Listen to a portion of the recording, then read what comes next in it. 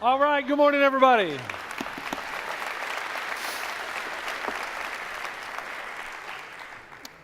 I was thinking this past week, how many things could you list in your life that would go in the category of these are good things that are in my life? These are good things. Do you know how many of those that you have? I mean, just really think about it. I was thinking of all the good things I have in my life. Now, obviously, we all have burdens to bear, right? Everybody in the room has some kind of burden they're carrying. I get that. But what we have the tendency to do is be so focused on that, we forget about all the good things in our lives. Okay, so I was thinking a little bit, can you think of some of those good things? I remember being in a debate with an atheist in New Zealand one day, and he basically said this. He said, I can't believe in God because of all the bad things. And so I asked him a simple question. Does that mean if the bad things disprove the existence of God, do the good things prove the existence of God? So how many good things are in your life? Come on. Yeah, I mean, chocolate. I mean, coffee. I mean, how many of you can't imagine starting a day without coffee? Okay, family, your kids, intimacy, husband and wife. Think of all the good things just hanging out with your friends, man. Think about godly things like golf. I was thinking this week of how blessed I am to be the lead pastor of this church. Somebody asked me a few weeks ago, what's your dream job? And I told them, I have it. I'm in it.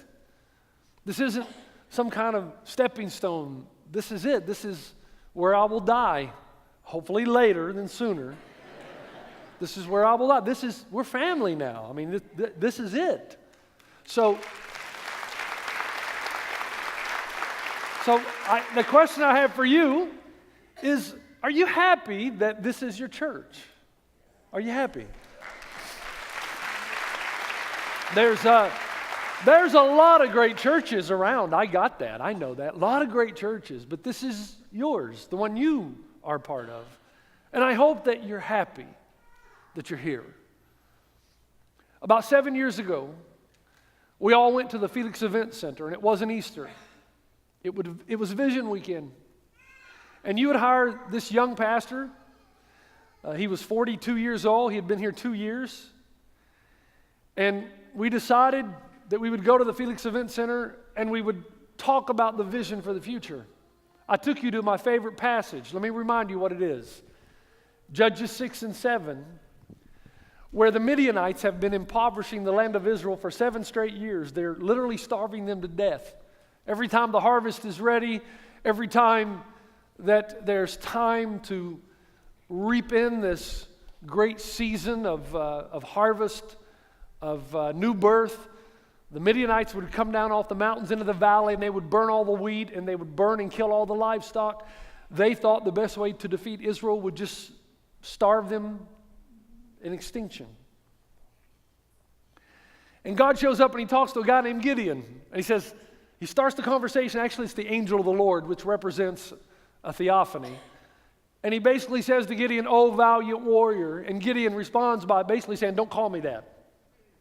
What do you mean, "O valiant warrior"? Where are all the miracles our forefathers told us about? Aren't you aware that the Midianites are coming down and they're literally starving your people to death? Now, Gideon was not able to make a connection with the fact that they had been blatantly sinning against God for some time now. But God doesn't deal with that. He just simply says to Gideon, the time has come, I'm going to deliver you out of the hands of the Midianites. And Gideon's got a problem. He's got 32,000 farmers. And the Midianites are 135,000 strong and they're well-trained warriors. That's better than a 4-to-1 odd. So he asked God, how are you going to do this? And they have their first board meeting to establish the plan of how 32,000 farmers are going to defeat 135,000 well-trained warrior Midianites. And it goes like this in Judges chapter 7. Early in the morning, Jerubbaal, that is Gideon and all his men camped at the spring of Harod. The camp of Midian was north of them in the valley near the hill of Moreh. The Lord said to Gideon, you have too many men for me to deliver Midian into their hands. That's the game plan. Can you imagine being Gideon? God, is this the new math? Because I got 32,000 farmers, they got 135,000 well-trained warriors. What do you mean I have too many men? And God said, you have too many men. Now just pause there for a second. There are two quick lessons I learn every time I read this story. The first is this, that God is always going to lead you to do that which brings Him the most glory. That's true individually or corporately. In other words, if God gives you a vision and you can do it without His help, it's probably not from God. Unless there is no way that you can achieve it, unless God intervenes, then that kind of vision is man-made. The one that God gives has to totally build your faith and trust on His ability to do immeasurably more than you could ever hope for, ask for, or imagine. So God says, you got too many men, I want you to give them two tests. The first test is this, I want you to line up the 32,000 men, and I want you to say, how many of you are afraid? Raise your hand. God had already told them in Deuteronomy 22, if I send you into the battle belongs to me, so there is no need for you to be afraid. And if you're afraid, it's because you don't believe in my power, so if you're afraid, go home. So Gideon took them out. How many of you are afraid to go into battle against the Midianites, the well-trained warriors? And out of the 32,000, 22,000 men raised their hands. And God looked at Gideon and said, send them home. Now, I've done this with our staff a few times, not quite this way. But I've taken them into the fireside room and I've said, if you are in this room and you don't believe that God can send revival, that God can heal addictions, that God can restore families, that God can totally turn a life around and transform it, and put a fully devoted follower of Jesus in every home in this valley, then please go home. Go home. 22,000 men raised their hands. 10,000 remained. So if it was 135,000 against 32,000, that's 4-1, better than a 4-1 odd. If it's 10,000 now against 135,000, that's better than a 13-1 odd. Gideon had to be a little nervous when God said, there's a second test. Verse 4, but the Lord said to Gideon, there are still too many men. At 13-1. I want you to give them a second test. I want you to take all the men that's left, take them down by the spring of Harod, which is just adjacent to the enemy camp, and I want you to tell them all to take a drink of water. And as they take a drink of water, I want you to watch how they drink. Some are going to get down on all fours and lap the water like a dog. Others are just going to get on one knee and lap the water with one hand into their mouth. Pay attention to all the men who get down on all fours like a dog and lap the water, and all those who lap it like a dog, tell them, go home, can't use you. 7,700 men got on their knees and lapped the water like a dog. So now Gideon's down to 300. 300. That's a 450-1 odd. I mean, this is hand-to-hand combat. 450 could just run up on one man and stomp him to death. 450-1. Now, why did God do this?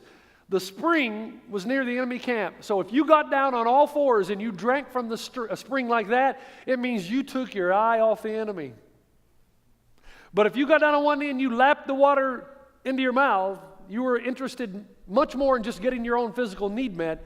You were cognizant of the fact that the enemy was just across the way. So it's like God was saying, I want you to know that I'm large and in charge and the battle belongs to me, but I want you to take the battle seriously. To know there's a real enemy, but to also be cognizant of the reality that greater is He that is in you than he that is in the world. Now, we are CCV. God has called us to accomplish an amazing feat. And the first time I told the first part of our staff the vision that God had given me, the first response I got was, that's too big, it can't be done, and I knew it then it was from God. Because there's no way we could figure it out. And there's no way we could do it in our own strength. And the term that we started using was a fully devoted follower of Jesus in every home in this valley. It was kind of like Philip and Andrew when Jesus told them to feed the 5,000 with some loaves and fish. They started trying to figure out how they could do it, but nobody came to God. There was one guy on my first staff, Greg Lindsay, who's still with me, who thinks mathematically. And he did some numbers about how many people live in the valley and how wide the influence could be. And he looked at me and he said, Pastor Jeff, you know, this is a mathematical possibility. But it's not very likely unless God gets involved. This endeavor that we're up against, the odds are greater than 450 to 1. But if God is the one, then are we not on the right side? Isn't God able to do much more, immeasurably more than you and I could ever hope for, dream, or imagine? If God is the one, then the odds are on our side. Sometimes I feel like Gideon. Along the way, I want to give up. But every time I get to this point, God reminds me, if I give you the vision, whatever I call you to do, I assume the responsibility of equipping you to do it. How many people made fun of Walt Disney? You know the story. He takes his business partner out to that swampland in Florida, and he says to his business partner, I'm going to build a theme park, and kids from all over the world are going to come. And his business partner said, you're absolutely crazy, and refused to invest. Think of the money he lost. It's called Disneyland. And they come from all over the world. Disney World, Disneyland. People still tell me today the task is too big, and every time they do, I'm reminded, that's how I know it's from God. How many of you would have believed 7 years ago when we met at the Felix Event Center that over the next 7 years from that time, there would be 4,326 baptisms? How many of you would have guessed that? How many of you would have said 7 years ago when we unleashed the first part of this vision that we, in the next 5 years, would have experienced 2,129 first-time decisions for Christ? How many of you would have ever assumed that we would have close to 15,000 people meeting at the Felix Event Center every Easter? How many of you would have anticipated that? And just 3 years ago, how many of you would have guessed that we would have 3,000 people go through this fantastic experience called Rooted? 3,000. And that's one of my favorite quotes because that shows that we're serious about discipleship. We're not just about numbers of people raising a hand. We're about fully devoted followers. People far from God coming near to God and becoming fully devoted followers of Jesus. That's why one of our core values says that we are ordinary people called to live extraordinary lives. So we invest in ourselves that we might invest in others. All of these things that have happened over the last 7 years, they are the result of a firm and unapologetic belief that evangelism happens best one-on-one. And we've developed and created a one-life culture. We believe that we are the ambassadors of God, as though God is making His appeal through every single one of you in every chair. You are the ambassador of God. You have a circle of influence, a sphere of influence. And God has called you as though He was making His appeal through you to bring the good news of the gospel. And I'm so proud of you because of your passion for the one life. Thousands of people have been baptized. Thousands of people have come to Christ. We say that another core value is evangelism. We believe that Jesus is our only hope. We are His plan to reach those far from God one life at a time. There is no plan B. We're it. We say that we are people of big faith. We are not here to maintain, but to take new ground. We honor the past while being faithful to what God is calling us to do in the future. We say that we're about community. If you want to go fast, go alone. If you want to go far, go together. We can accomplish significantly more together than we ever could apart. There's an African proverb that says, little by little makes a bundle. And that's what I've noticed over the last 7 years. I'm so proud of you. I can tell that we get it. Man, it took a while, but our DNA is solid. I can tell that you truly do believe that our mission is to help people far from God come near to God. I truly do see it in your eyes that you believe in the equality of all people, that there's no one person that's a worse sinner than another. Nobody's better than anybody else. And I can tell that your heart is for a table where everybody has a seat. If they don't look like you, talk like you, smell like you, vote like you, Everybody has a seat at this table. And we've turned that around.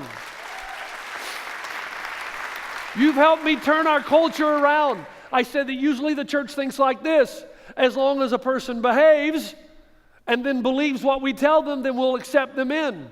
And we've said that's not how Jesus operated. We turned it around and said our job is to accept people from the first time they walk into this place.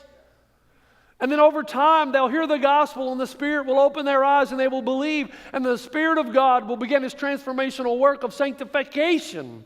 And it's the Spirit's job to teach them to behave, not yours nor mine. So we're happy, right? No, we're not happy. Oh, we're happy. We're just a little frustrated, and here's why. Every weekend I walk out on those steps and I see cars pull in and pull out because there's no room. A couple of weeks ago, we had almost 300 people in the fireside room during the service. I get emails and stories. I heard about this place. I came, but there was no place to park. Sometimes you only get one shot at a person who's been prompted. And it breaks my heart to see them pull in, drive around in frustration, pull out, and go home. And it happens every single week. I was doing an interview with Rev Magazine not too long ago, and the guy interviewing me said, "Pastor Jeff, do you realize that you are the largest church in America on 4 acres of land?" And I asked him, "Is that supposed to make me feel good?"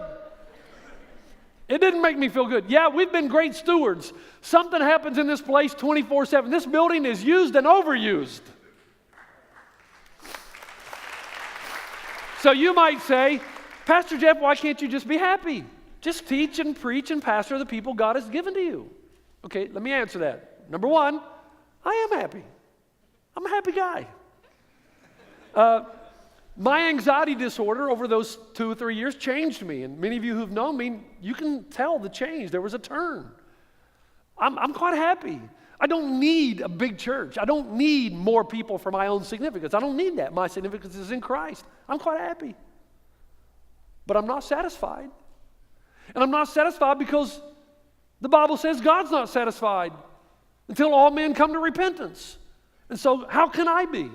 We've said that we are big faith people. We are not here to maintain but to take new ground. We honor the past while being faithful to what God is calling us to do in the future. The problem is, here's what God has called us to: a fully devoted follower of Jesus in every home in the valley. And it's not done yet. But what do I do? Look, my heart is not for a big church. Look, I don't need a big church. It just means more work.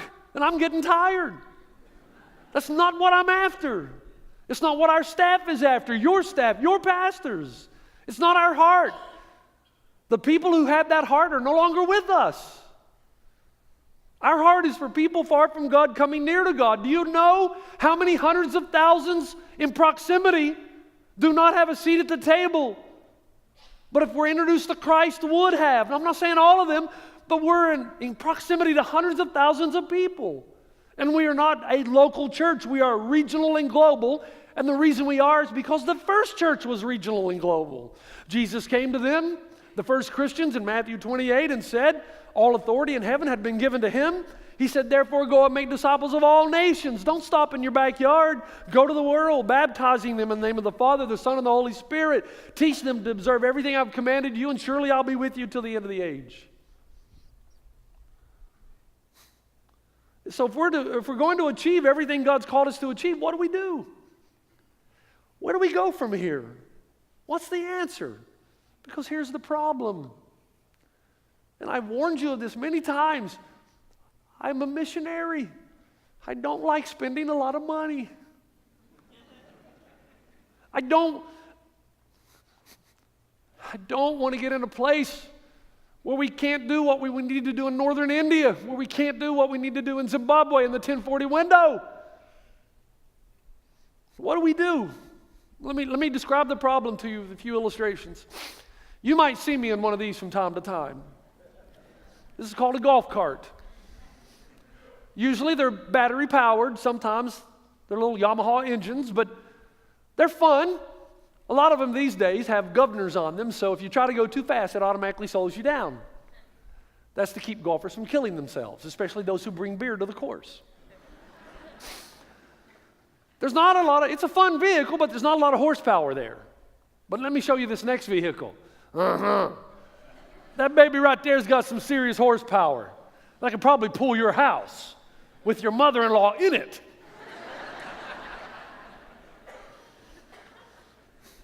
So, if you're going to bear a bigger burden and carry more weight, you're going to need a bigger horsepower engine. Golf cart won't do it. Let's give another analogy.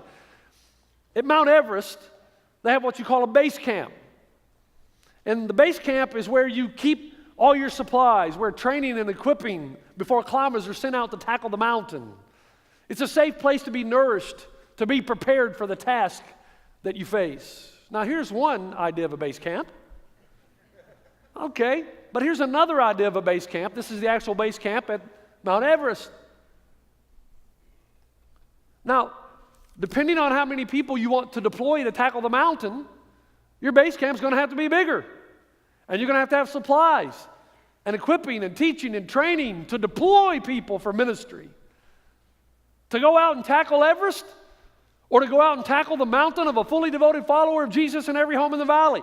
And the problem that we have, if this is the vision God has given us, our base camp is too small for the mountain we need to climb. Our horsepower engine is too small to carry the load. So what do? Well, we have a plan, and it's a good one. And it's good for a few reasons. One, it's from God. Two, it saves a lot of money. Three, it makes use of what God has already given. Three, or is that four? I was never good at math. It requires sacrifice and trust that cannot happen without the hand of God and the willingness of His servants. So what is our plan? What do we do if the base camp's too small? If the horsepower engine is not large enough? If we need more resources, more talents and gifts, what do? Here's the plan. I'll repeat it twice. To create a larger, more effective base camp from which to climb the mountain of a fully devoted follower of Jesus in every home in the valley. Let me say it again. The plan is to create a larger, more effective base camp from which to climb the mountain of a fully devoted follower of Jesus in every home in the valley. The question is, how do you do that? Let me tell you how we're not going to do it. I do not want to go somewhere else and spend $70 million on another piece of property and build a huge building. So, I just don't think that's wise. There's a better way. There's got to be, and we've spent basically 7 years trying to find it. Because every time we found a place, when I realized the cost, it's just outrageous. So we prayed, and finally in the elders' meeting, here's where we believe God is leading us. Presently, rather than talk about what we don't have, let's talk about what God has given us. He gave us this beautiful place called San Dimas that will be referred to from here on out in the message as the West Campus. San Dimas, it's beautiful. But He also gave us another campus at ONE&ALL Gardens that a lot of you have never been to. And you don't realize we have 10 acres there and 4 here. From now on, that'll be referred to as the East Campus.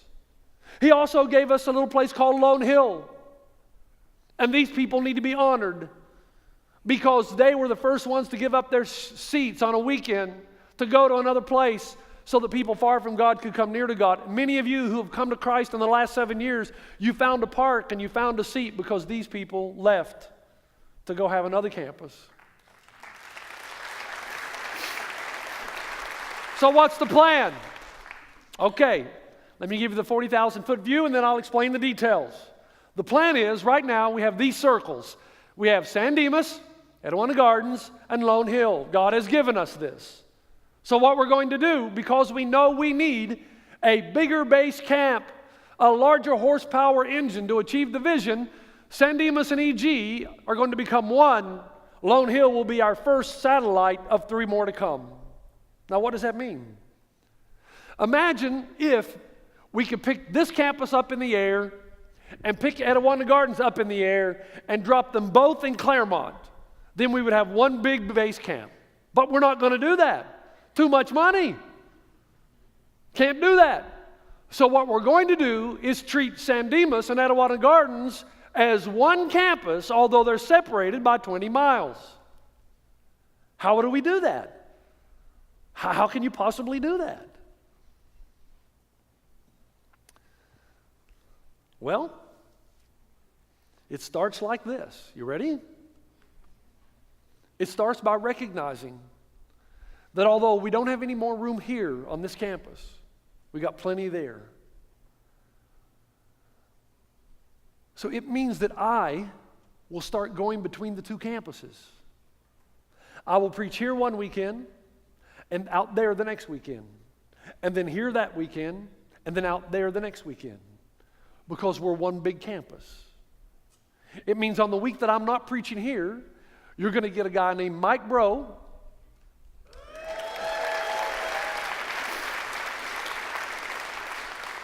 and a guy who's our campus pastor, Stephen Mahart.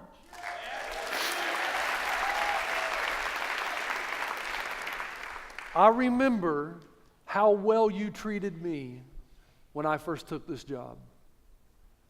I think most of you knew I was way over my head. And I think that's why you tolerated me. But because you tolerated me and encouraged me, here we are. And I'm asking you to do the same with Stephen, what you did with me when I first came, because he is sharp. He's got a great mind. He's a great leader. And I believe he's going to develop into one of the finest communicators that Southern California will see. But he needs you.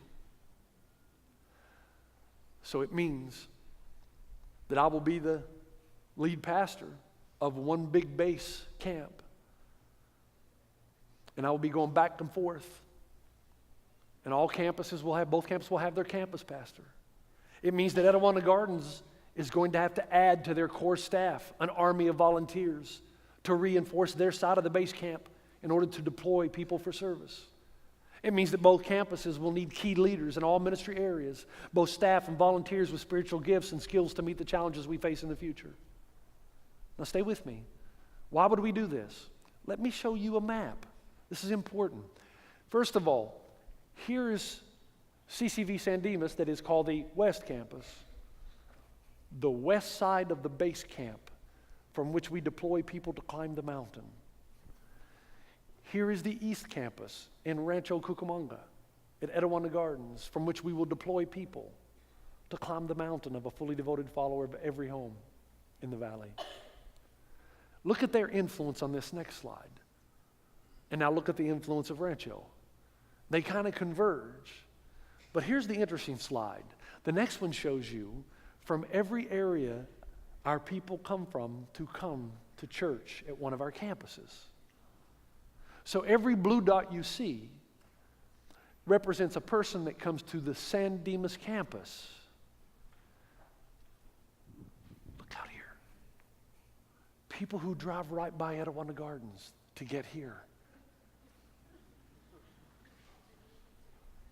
Every red dot, look at these blue dots. Look at this. This is amazing. Remember, San Dimas is over here. This makes sense. This doesn't make a lot of sense.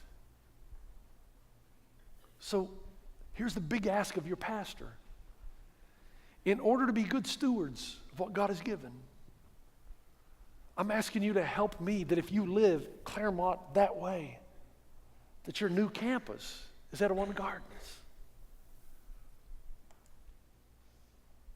And that you say to yourself, I'm going to go out and resource something that's happening so good, but I'm going to help resource it so that we can double the horsepower engine, so that we can have a larger base camp with which to achieve the vision of a fully devoted follower of Jesus in every home in the valley.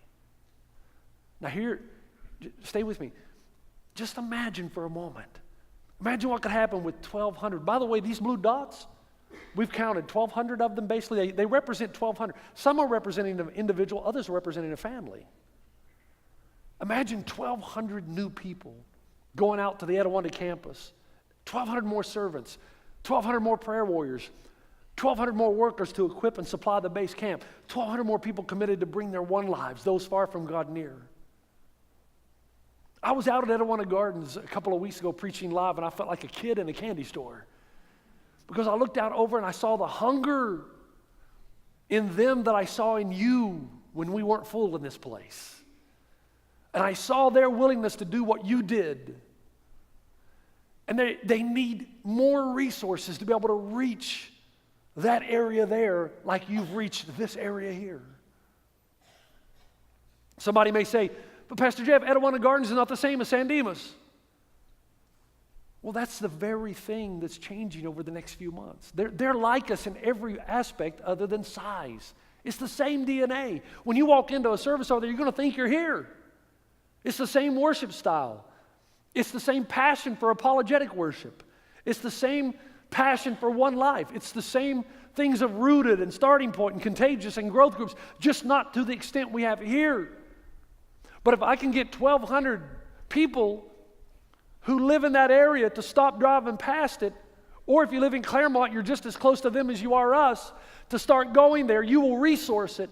And the first thing I know you're going to say is, wait a minute, that means 1,200 people will be missing from here. Yeah. And let me tell you what will happen. And this isn't guesswork. I've done my homework on this. I've had 7 years. My friend Cal Jernigan over in Phoenix has done the same thing. There are other pastors that have done this because they think like I do. Biggest bang for the buck, be good stewards. And what will happen, word will get out that there's room in the inn again. And all those people that drive in and out will start driving in again, and they'll have parking, and they'll have space. And guess what happens? Almost overnight, now it's not overnight, that's pastor terminology, but it appears like it's almost just like that. All the chairs fill up again with people far from God coming near to God because there's room in the inn.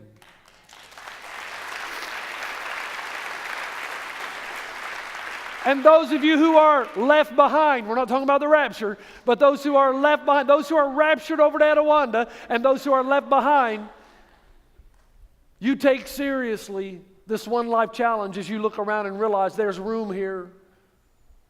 And you'll change too.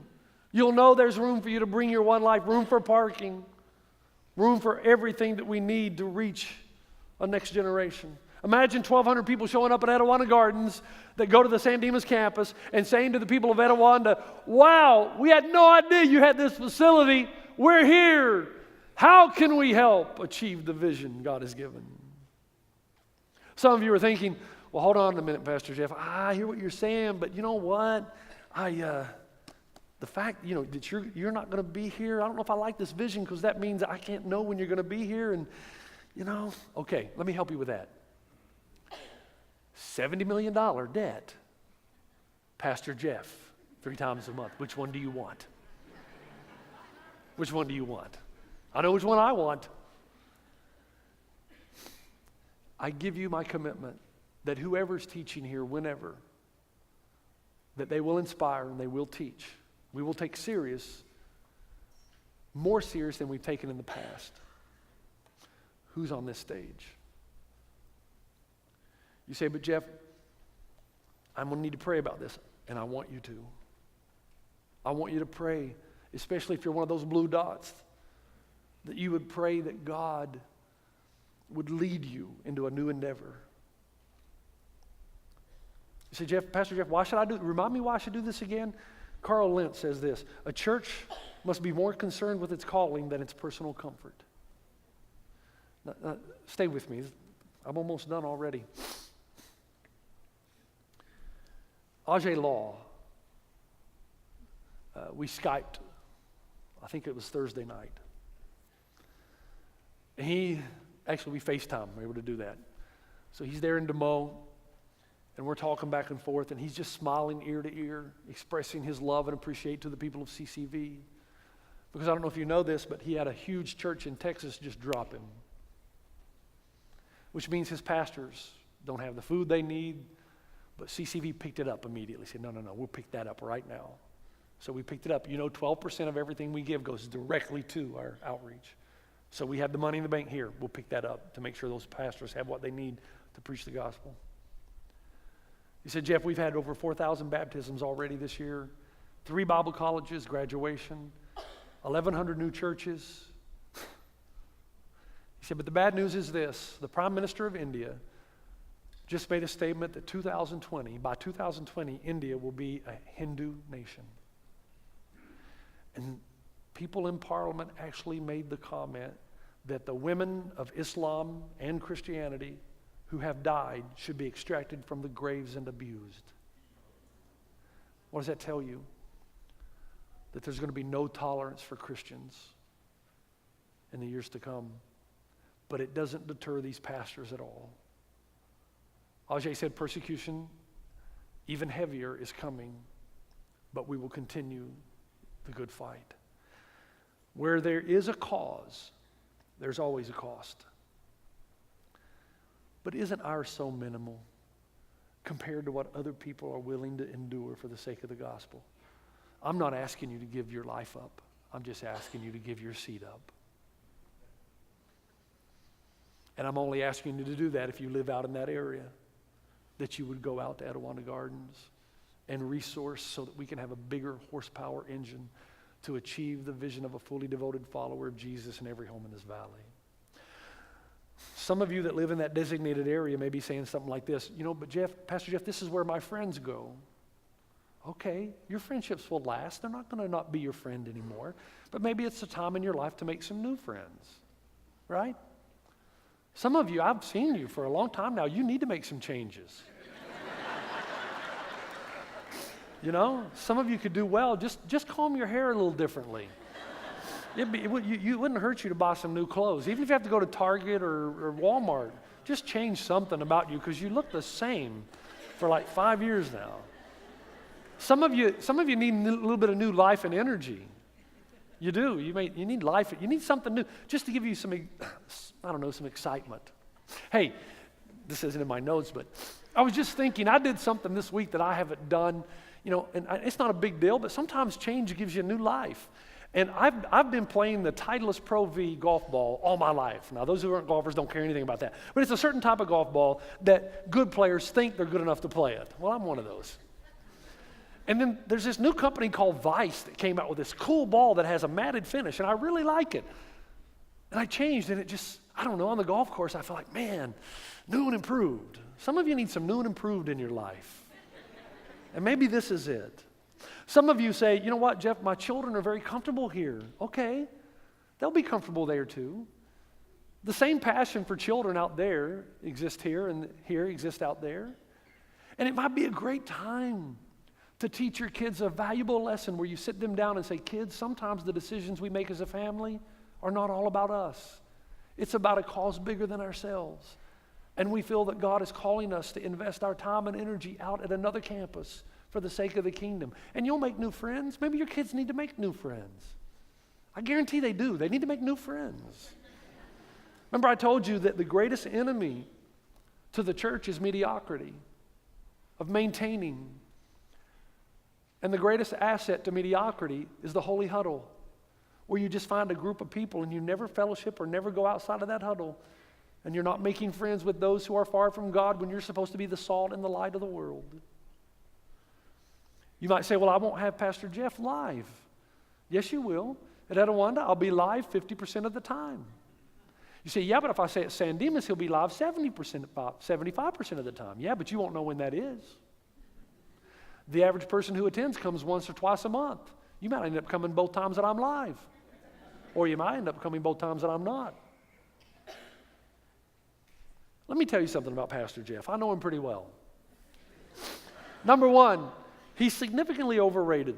Number two, he's less handsome in person. Everybody knows that. 3, after 5 minutes of watching him on the screen, you won't even know you're watching JV in HD. It's not about me. It's about community and service and growth.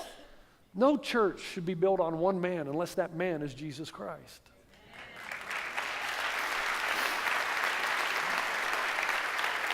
So I pray that God will lead you in this endeavor, and you will get out of the stands onto the playing field, And you will wrestle with God and the Spirit of God, because some of you have already been convicted. You know in your heart that God is leading you to go and do that, but you're afraid. Don't be afraid, because the battle belongs to the Lord. Don't be afraid. Don't raise your hand, I'm afraid. Don't do that. Trust God. If He's calling you, He'll equip you to achieve the call in your life. Yeah, there's an enemy. Keep an eye on him. But greater is He that is in you than he that is in the world. You may go there and might not have a good experience the first week or so. Something may happen that just deters you. Understand that's the evil one.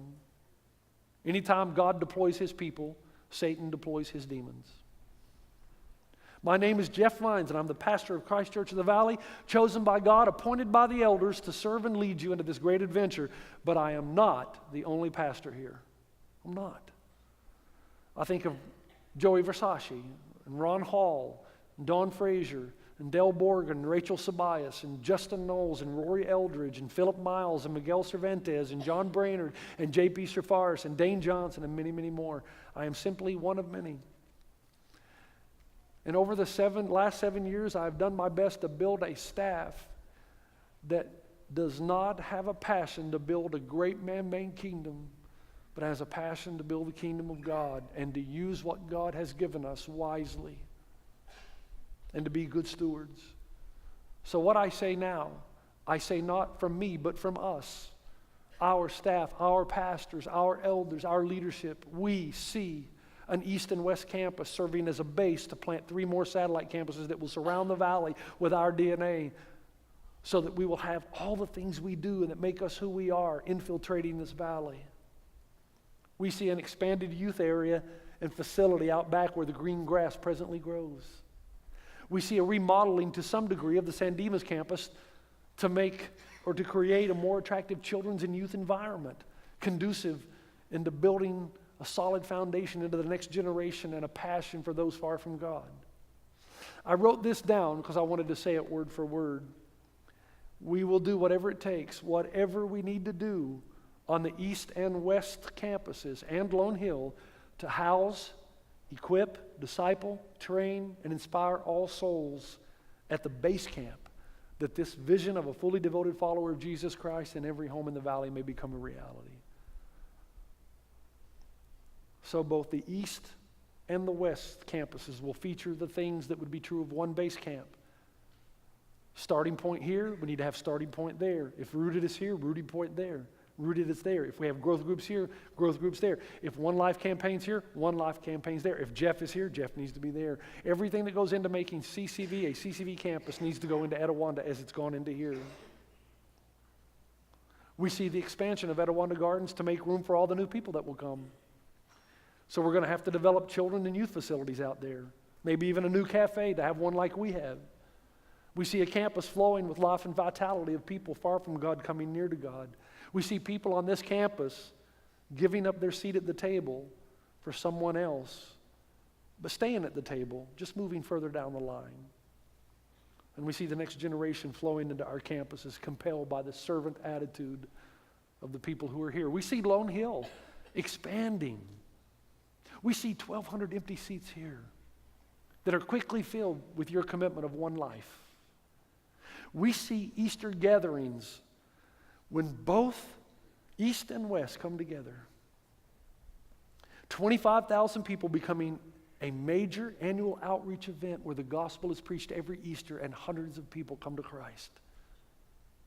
I can see one day both the East and the West base camp and all the satellites coming together, maybe at somewhere like the U.S. Bank Arena for a huge Easter service, but the plan is to preach the gospel so that people who are far from God would come near.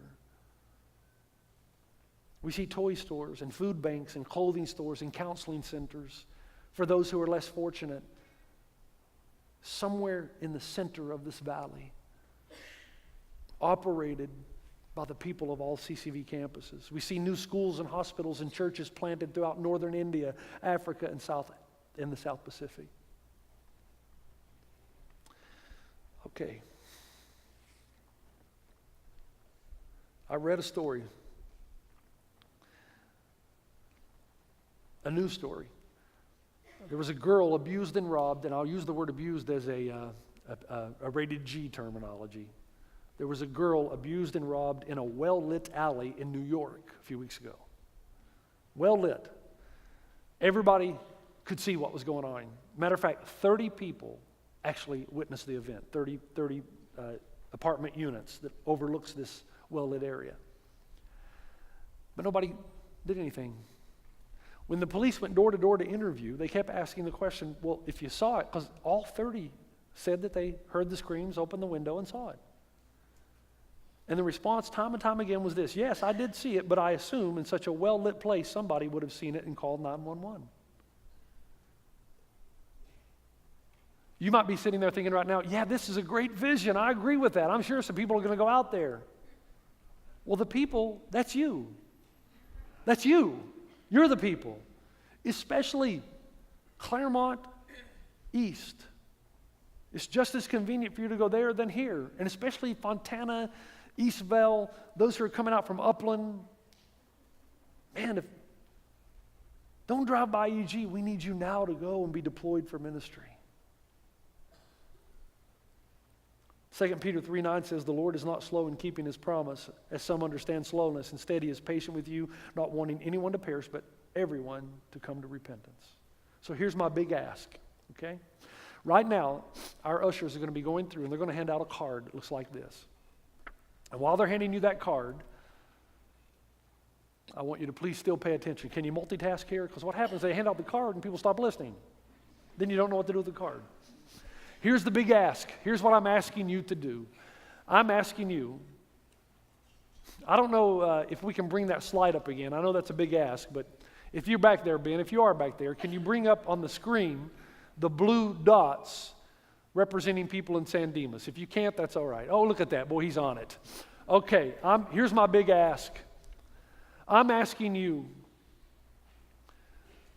that if you live somewhere in this area and you're a blue dot and you're driving to San Dimas, that I would ask you to go here, and those of you not to pass Etiwanda Gardens, and to make that your new home so that we can resource a campus that has so much potential. Besides, this way you're, especially these here, you're going someplace that's in your backyard anyway. And when you do share your life with your neighbors, or especially if you work in this area, it's going to be a lot easier for you to invite them to Etiwanda Gardens than down in San Dimas, someplace they don't live, work, or operate. So I'm asking, here's the big ask. This card, on every campus right now, there's going to be a number come on the screen. And I want you to text either Etiwanda, Lone Hill, or San Dimas to that number. And that'll tell me which campus you're going to drop anchor. We need to know that as we plan for the future. Some of you can do this right now. The Spirit of God already moved in you. You can get out your phone right now and you say, yep, I'm doing that, Pastor Jeff. Others of you say, Pastor Jeff, whoa, now I got family, I got children, I got to think about this. I know, and that's why we're giving you permission to take it home, pray over it. Have a season of prayer with your wife and kids. Discuss it. Make the decision as a family. But I'm asking you over the next few weeks, if you would text which campus that you're going to be committed to the number that's on the screen of your particular campus. The number is also on the card. You'll see the number on the card. Text to that number. If you say, look, if you live out in that area, but you come to this campus, then you're going to text Etiwanda. I'm going to go to Etiwanda. I'm going to text Etiwanda. If you live at Etiwanda and you feel a call to come to San Dimas, that's not the call of God. You need to ignore that voice. Okay, I'm giving you permission to ignore that. But if you live out there and you're coming here and you hear the voice, pay attention. Some of you may live 2 or 3 blocks from here on San Dimas, but still yet, you feel that it's important for you to go out there because they need volunteers. And you think, you know what, I'm going to do that for a season. I'm going to go out there for 2 years to help them get this thing off the ground because I'm all about new. I'm all about some new endeavor, and I feel called to that. That's okay. But over the next few weeks, We need to know how God has touched your heart. Some of you come to San Dimas, and you live in San Dimas or Covina, and you're not going to Etiwanda Gardens. You don't feel the call. Then you text to the number, San Dimas. We wanting you to text the campus to which you feel called of God, knowing that I'm asking a big ask for those who are able to go to Etiwanda to be able to resource the ministry that we already have. See, I think this is just wise and frugal, man.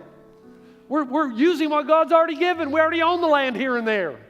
Don't need to buy more land. And land's expensive in California. Wow. I tried everything for 7 years. This is it. And we hope that our future satellite campuses will be in the renting of schools like Lone Hill, or some facility that's a lot cheaper that we can set up, take down, and establish campuses in strategic parts of the valley. Now, I'm encouraging you that if you feel the call toward Etiwanda, that you start going over there almost immediately. But the official launch day is November 19th. On November the 19th, that's also on your card, November 19th is the official launch day when we will begin to treat these as the East and the West campus, building one big horsepower engine. And I'm hoping that enough of you start going over there so that you can use your talents and gifts in maybe hospitality, maybe leading a small group, a life group. I don't know. Some of you might be musicians, artists. I don't know. But go. Listen, if you go with the attitude, I'm ready to help change the world. If you stay, say, this is my campus, but I'm going to get involved. I'm going to stop being a spectator. And I'm actually going to use my gifts, talents, and abilities for this vision of a fully devoted follower of Jesus in every home in the valley. One more thing. Our service times are going to change again. Let me tell you what they're going to be and then why. First of all, I can go why, what, and why again. Why? Both campuses need to have the same service times. It just makes sense. So, wherever you're going, it's the same time. Right now, they don't. It's all convoluted. So we're going to go to the following service times. Saturday night at 5 o'clock, where I'll always be live, of course, because that's the one that we record. 5 o'clock, Saturday, here. Sunday morning at both Etiwanda and San Dimas, 9, 11, 1. Now, why would we do 9, 11, 1? Because 10 o'clock is so packed, we get bombarded with all the children. So I'm hoping that people who stay on this campus at 10 o'clock, some of you will say, 1 o'clock's too late. I'll go to 11 or I'll go to 9. And that will split the kids up. And we'll be able to have the man and woman power to be able to do what we want to do with your kids. So 9, 11, 1, and 6 on Sunday night. Because if we go to 1, we're going to need more time between. So 6 p.m. Let me do it again. Saturday night, 5, right here. Sunday, 9, 11, 1, 6. Etiwanda Gardens does a 9 and 11. But as soon as people start going out there, they're going to have to do more services because they can only seat about 450. They're doing a 9 and 11 right now. So they'll either go 9, 11, and 1 or 9, 11 and Saturday night.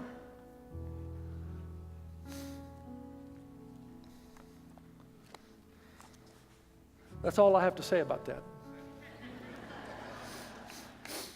I hope you're with me, man. We can do this.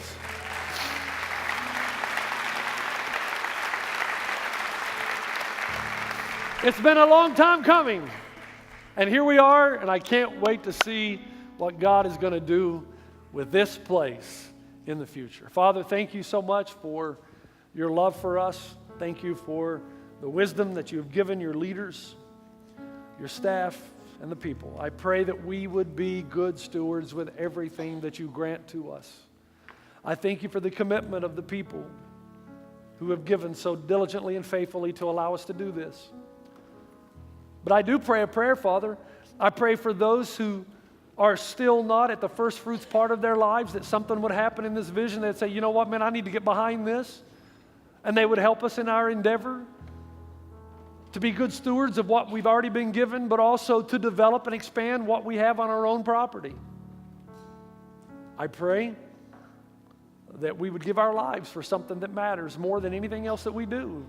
helping people far from God come near. And as we do so, I pray that you would open our eyes. Give us a calling. I pray that not one person will be able to leave this room, the Fireside Room, Lone Hill, at Awanda, without receiving a call from God that says, here's where I want you, and I'm going to use you for a purpose greater than yourselves.